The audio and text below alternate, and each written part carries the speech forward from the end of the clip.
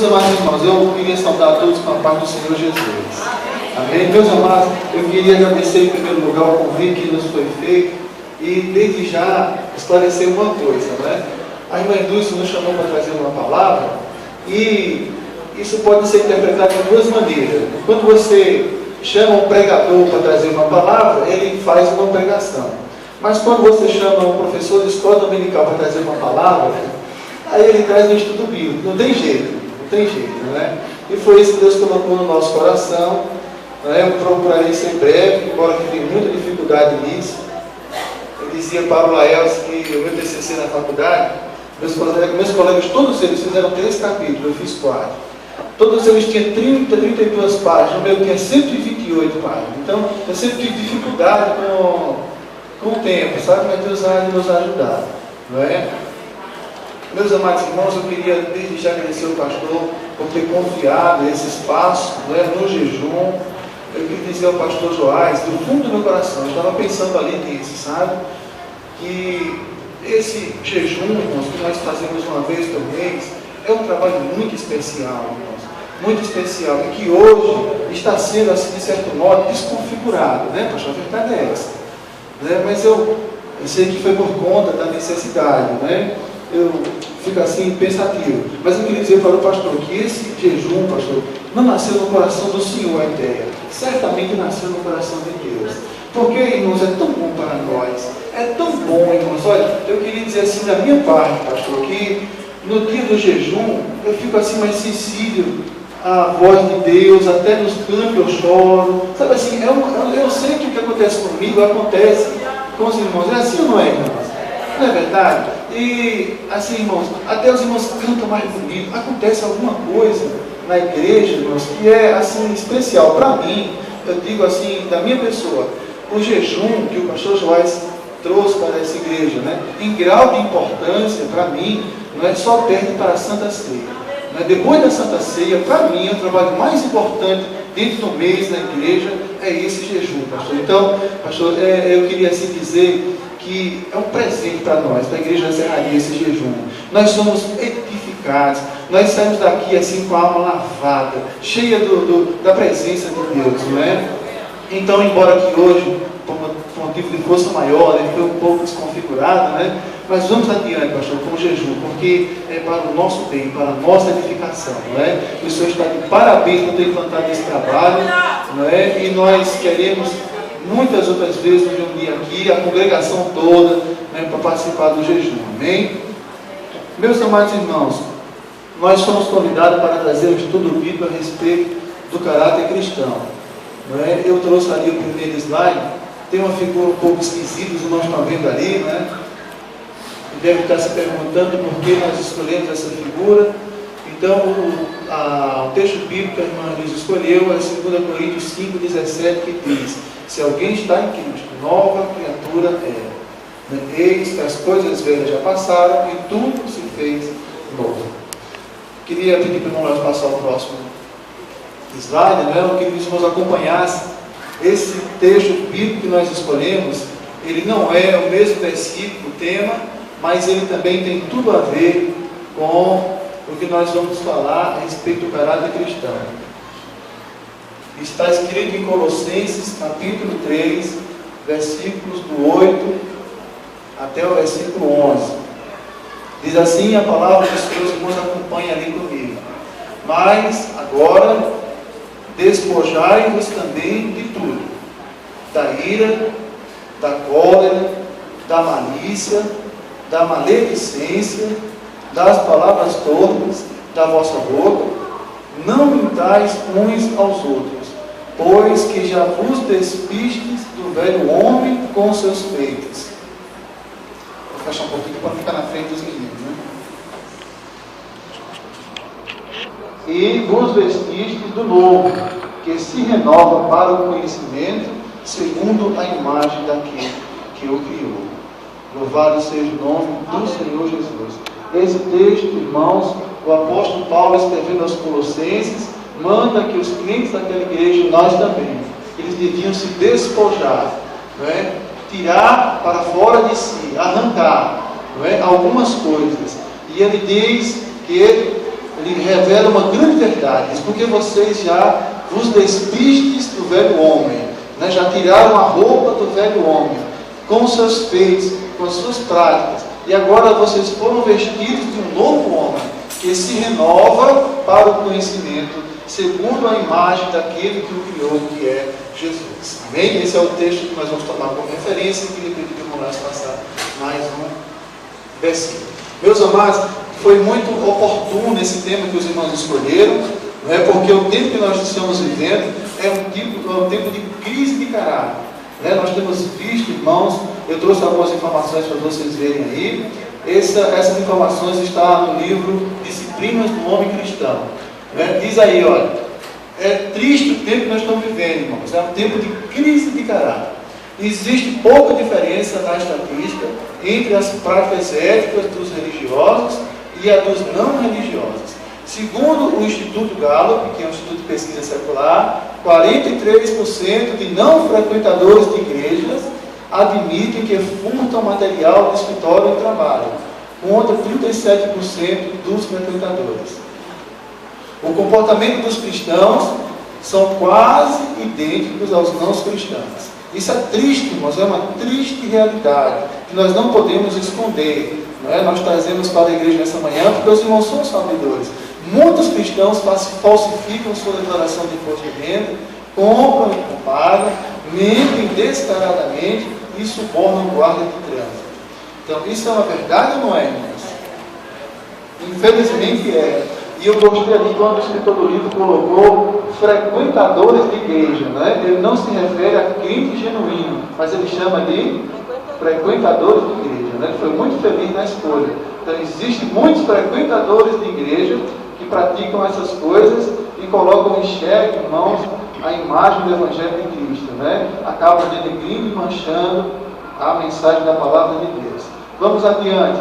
Um outro exemplo, que o irmão nós passar, um outro exemplo recente, irmãos, foi essa semana, eu estava procurando na internet saber o resultado da eleição para o pastor presidente da Assembleia de Deus do Brasil, né, da Convenção Geral, e essa notícia estava no site UOL. Veja, irmãos, como é verdade aqui que nós estamos falando, que o tempo é de crise de caráter.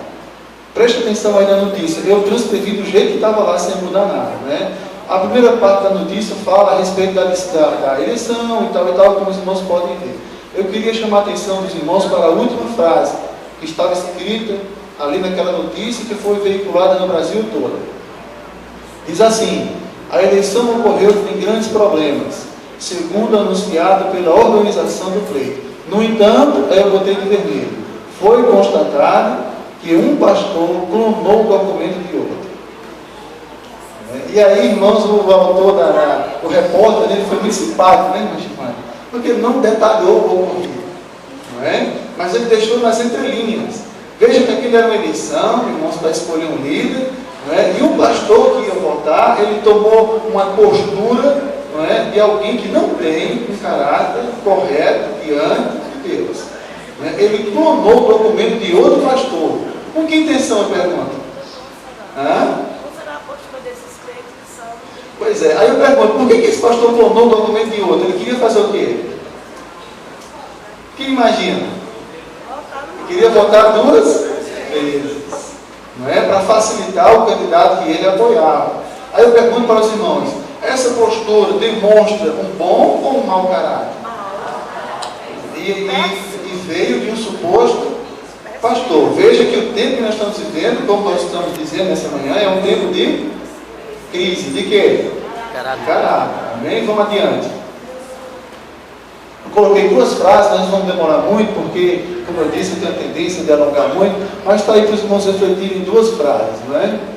Uma de um autor inglês e outra do pastor José Gonçalves, não é? Fica aí para os irmãos pensarem, para iniciar nessa manhã esse encontro. Pode, não sei se os irmãos já conseguiram ler, já? Amém? Podemos passar? Então vamos lá, por favor. Aí a primeira pergunta que nós fazemos nessa manhã, irmãos, é o que está ali, ó. Caráter cristão, você sabe o que é? Quem estava aqui ontem à noite já pôde ouvir da parte do irmão Edilson, né, um conceito do que é caráter. Mas, irmãos, é bem difícil esse negócio, né? Saber o que é caráter. Se eu perguntasse nessa manhã, irmãos, o que é caráter? Né? Nós íamos ouvir uma série de opiniões, né? Há discussões entre os cientistas, há muita dificuldade de compreender esse tema. Mas Deus vai nos ajudar e nós vamos assim tentar passar da maneira mais simplista possível, né, os conceitos. Vamos adiante, por favor. Caráter, o significado literal, segundo está, assim, a palavra caráter. A palavra caráter significa, vejam ali, ó, vem do grego caráter e significa estampa, impressão, gravação, sinal, marca ou reprodução exata.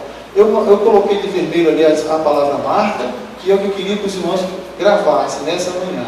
Caráter significa marca, não é? Uma identidade. Não é? Segundo o dicionário da Enciclopédia Bassa, há o conceito aí de caráter que é dado na enciclopédia. É o conjunto das qualidades. É o conjunto das qualidades, boas e más. Não é? É o conjunto das qualidades. Caráter é o conjunto das qualidades, tanto boas como más, não é? De um indivíduo, e que ele determinam a conduta e a concepção moral. Agora vamos parar um pouquinho para a gente entender o que é caráter. Então, caráter é o somatório, não é, das suas qualidades e dos seus defeitos, né? É uma coisa tão importante que ela determina o seu agir. Você age conforme o seu caráter. Se você é um bom caráter, não é, diante de uma situação difícil, você não mente e fala a verdade.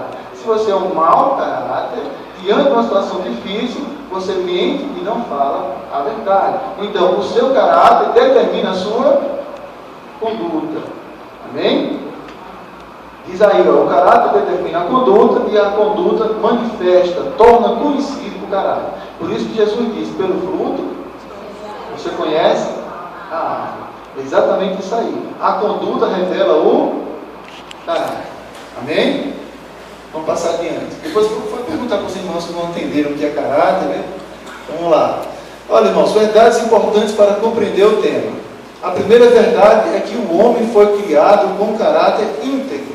Quando Deus fez o homem, né, assim como as outras coisas que Deus criou, Deus olhou do céu e viu que tudo era bom. Né? Tudo que Deus fez foi bem feito. Deus fez o homem com caráter íntegro, inteiro, não é? Bom. Foi assim que Deus fez o homem.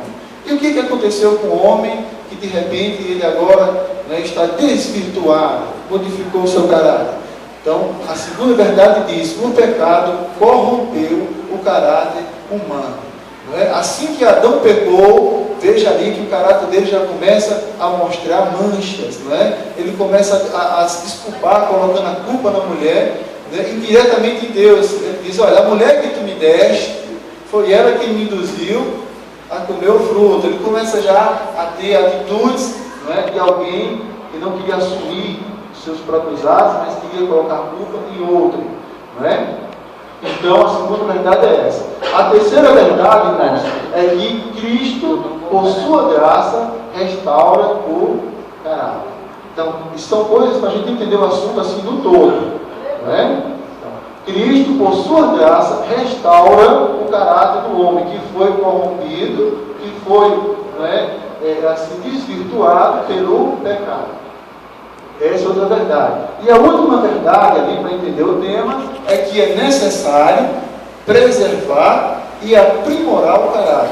Então, Jesus, pela obra da salvação, pelo Espírito Santo, ele regenera, torna o homem, como diz o tema escolhido, uma nova criatura. Mas é preciso que o homem, depois de passar por essa transformação, né, ele tenha o cuidado de buscar a Deus sempre para aprimorar e preservar o seu caráter. Melhorar, né, tornar ele mais parecido, como disse o irmão Edilson ontem, com o caráter de Cristo, que é a nossa imagem, que é o nosso modelo. Amém?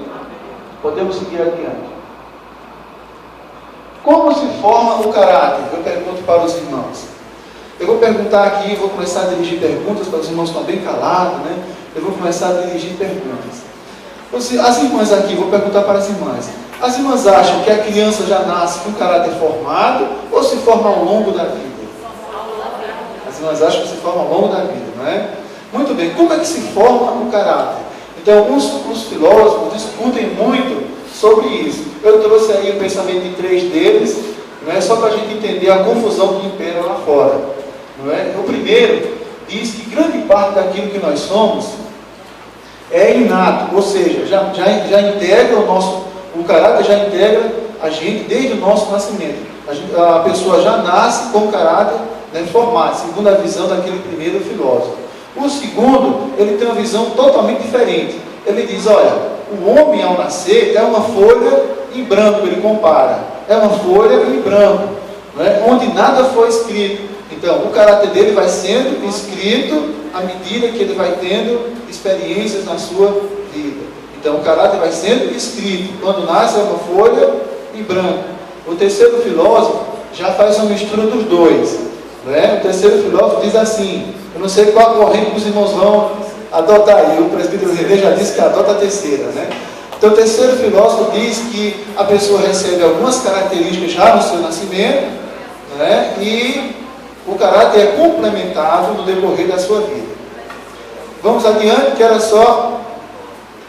olha, se os irmãos quiserem interromper a qualquer momento, viu? Para, assim, complementar a ideia, né? Nos ajudar, fiquem à vontade. Nós estamos no estudo bíblico. Amém? Então, os irmãos compreenderam aí as 3 correntes? Podemos passar adiante? Amém? Vamos lá, por favor, Léo. Olha, irmãos, nós já aprendemos aquelas 4 verdades, agora vamos aprender ela mais de fundo aí. Veja o que eu escrevi. O pecado tem subtraído do homem a sensibilidade concernente aos princípios e valores morais. Sem que o homem perceba, a sua natureza moral é corrompida, seu coração é endurecido e sua consciência é cauterizada. Está aí os versículos bíblicos para os irmãos que quiserem anotar. Muito obrigado. Esse é um processo que Satanás faz na vida do homem que não tem Deus. No Evangelho, na Bíblia, irmãos, na Bíblia está escrito assim, que o Deus deste século fez o quê?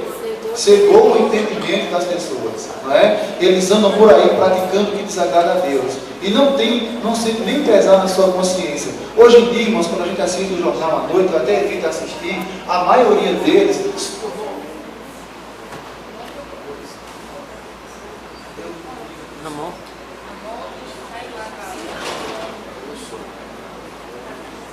Oi, voltou, perdão.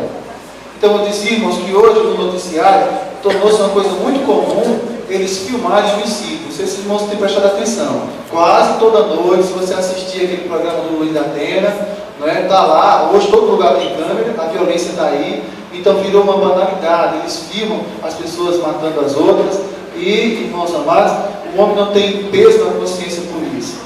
Não é? Coisas horríveis acontecem. Isso porque, irmãos, o caráter do homem tem sido deturpado pelo pecado. Aí diz ali a parte final. Nesse ponto, quando o homem chega nesse estado, ele se torna insensível à voz do Espírito, passando a praticar todo tipo de pecado e entristecendo a Deus. Esse é o estado do homem aí fora, né? Podemos ir adiante. Ao aceitar Jesus como Salvador, irmãos, veja o que acontece. O homem recebe da parte de Deus um novo caráter.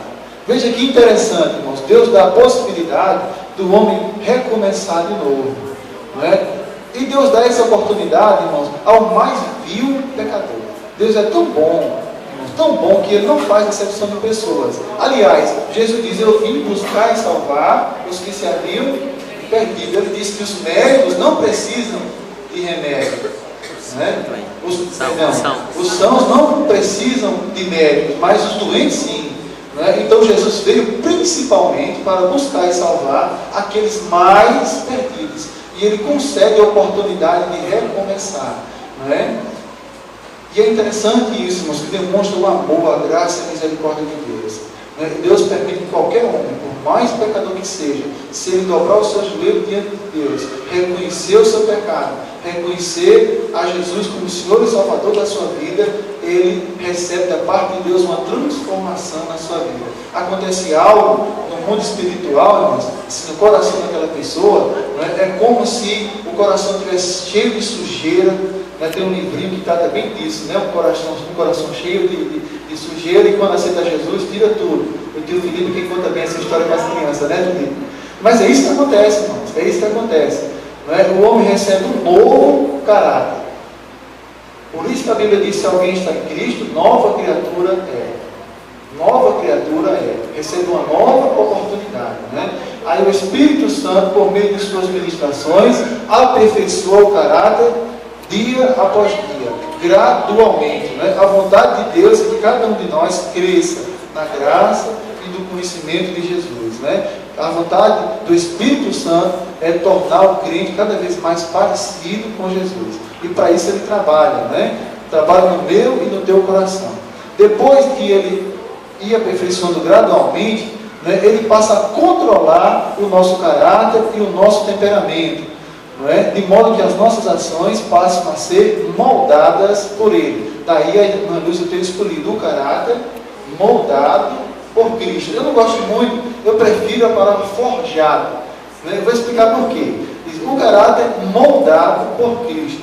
Né? Eu prefiro a expressão forjado. Moldado dá uma ideia, irmão, que o material que você está trabalhando é mole. É ou não é, irmã Gilmane? É um barro, é uma massinha, não é? E forjado não. Forjado dá uma ideia que é duro. O que se forja? É ferro, é o aço, para transformar aquela ferramenta, né? Então, forjar o material é trabalhar o aço. Lá na entrada da cidade vizinha nossa, tem um ferreiro, uma profissão muito antiga. Eles botam o ferro no fogo, quando fica vermelhinho, eles começam a bater de madeira, e eles vão dando forma ali, né, fazendo foice, fazendo enxada, né? Os irmãos que são da roça sabem. Então, forjar dá uma ideia melhor do trabalho que o Espírito Santo faz. Por quê? Porque a maioria de nós não é molinho material, né, irmã Gilmane? É osso duro que doer. O trabalho é pesado. Paulo diz, ele sentia como uma criança, quando o caráter de Cristo, como uma mulher grávida, né? Sim. Uma mulher grávida, então, para se formar. Por isso que forjar a palavra é melhor mesmo. Porque aperta nós, porque a gente faz a gente chorar. Isso.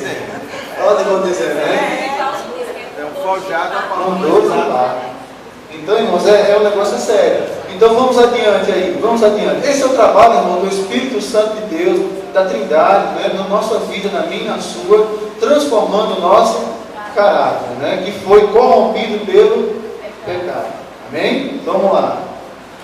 Aí diz aí uma verdade, irmãos, escuta só. Assim como o caráter de cada indivíduo é formado desde o berço, conforme aquelas lições que nós aprendemos, não é? O caráter cristão também passa a ser moldado desde o primeiro passo da nossa caminhada com Cristo. Jesus disse em João 3:3, não é? Aquele que não nascer de novo, disse Jesus, não pode ver o reino dos céus. Então é necessário, disse Jesus, necessário vos é nascer de novo, né? Começar uma caminhada com Cristo, né? Começar uma nova caminhada com Jesus.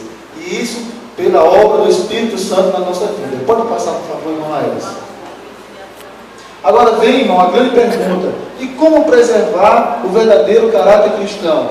Nós já aprendemos nessa manhã que o homem foi criado com caráter íntegro, que o pecado corrompeu o caráter, e quanto mais o homem se envolve com o mundo, mais o caráter dele fica deturpado, fica destruído, fica, né, comprometido. E quanto mais o homem se aprofunda com Deus, se envolve com Deus, mais ele vai sendo transformado na imagem e semelhança de Cristo. É isso que acontece. Aí vem a pergunta: como preservar o verdadeiro caráter cristão? Eu coloquei 3 coisas ali, nós vamos se ater mais nas 2 últimas. A primeira coisa que eu coloquei é manter-se em comunhão com o Espírito. O apóstolo Paulo dizia, irmãos, que dentro dele existia uma grande luta. Não é? Uma grande luta, uma grande batalha. Ele dizia: olha, o bem que eu quero fazer, eu não consigo. E o mal que eu detesto e não quero fazer, eu acabo fazendo. Aí ele dizia: miserável homem que eu sou. Porque em mim opera a lei do pecado e da morte. Né? Mas depois ele trouxe um outro lado da moeda. Né? Depois ele mostrou o outro lado, né? Dizendo que a lei da graça e de vida e de Jesus dava a graça e a possibilidade de ele vencer, não é? Na vida cristã, na caminhada cristã, e ele dizia: nós somos mais do que vencedores por meio de Cristo Jesus, o nosso Senhor.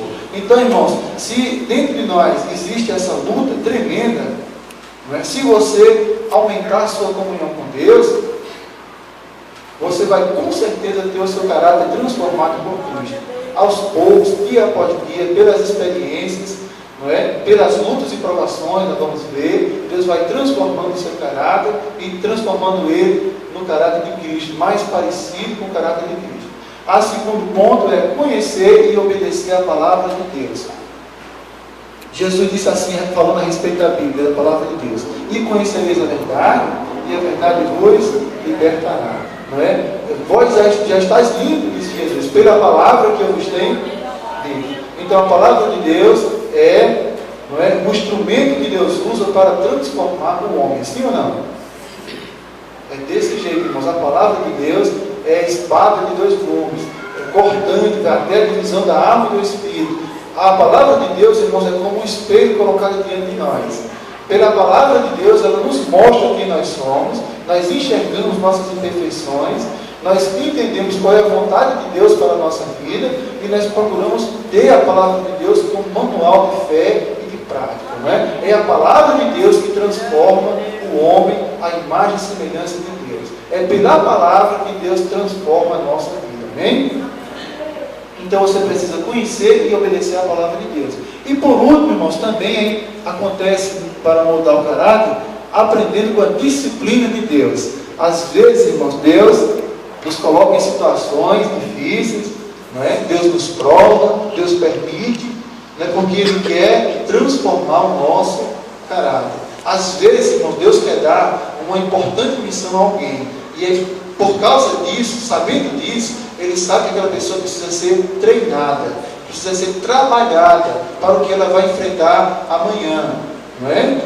Então, irmãos, às vezes a gente pergunta assim: por que está acontecendo isso comigo? Porque eu sou crente e Deus permitiu que isso acontecesse logo comigo, não é? É nesse ponto aí, 3, nós vamos aprofundar um pouco ele mais adiante, por favor.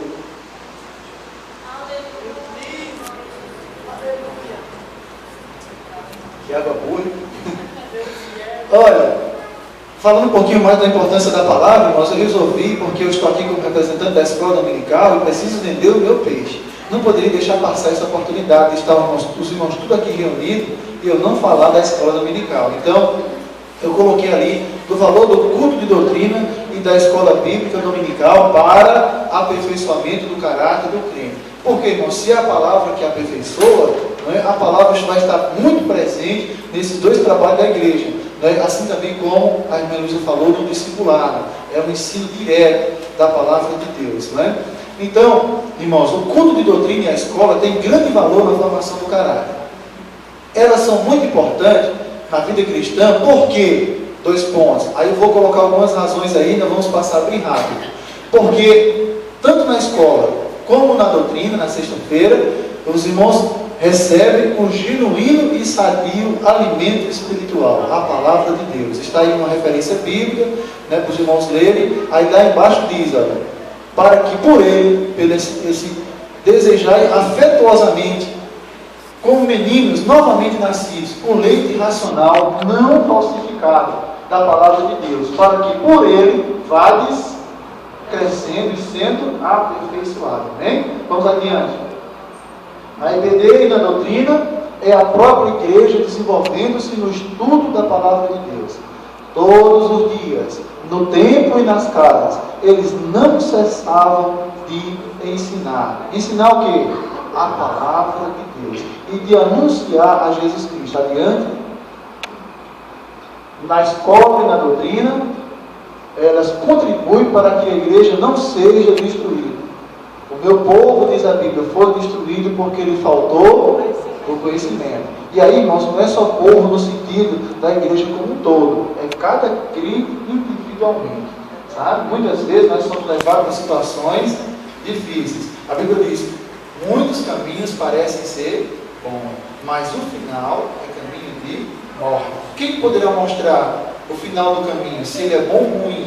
Quem poderá nos revelar